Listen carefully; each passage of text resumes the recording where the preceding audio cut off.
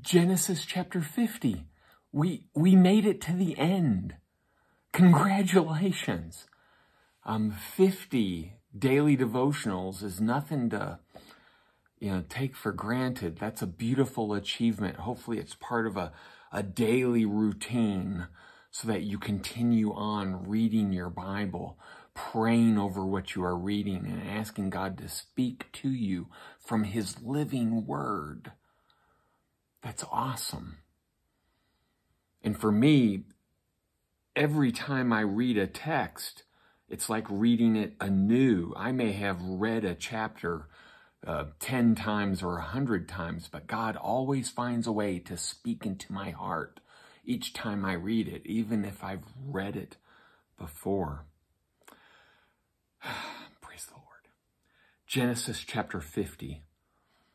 Jacob dies, and the Egyptians embalm him.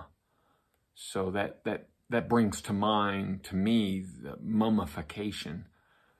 And then they are going to take care of the embalmed father, and the brothers kind of worry that now Joseph will seek his revenge. And Joseph's words are beautiful, verses 19 through 21. But Joseph said to them, "Do not be afraid, for am I in God's place? Vengeance is the Lord," that kind of thing. "And as for you, you meant evil against me, but God meant it for good in order to bring about this present result, to preserve many people alive. So therefore, do not be afraid. I will provide for you and your little ones." End quote. So he comforted them and spoke kindly to them. That's beautiful. What a statement of Joseph's character. And then, of course, the very last sentence in Genesis chapter 50, verse 26.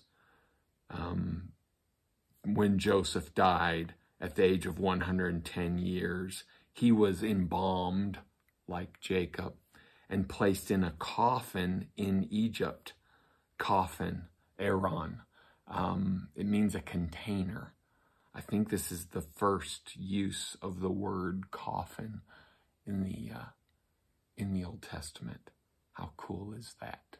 And so the book of Genesis ends with Jacob dead, Joseph dead, and the Israelites in Egypt, which sets the stage for the book of Exodus.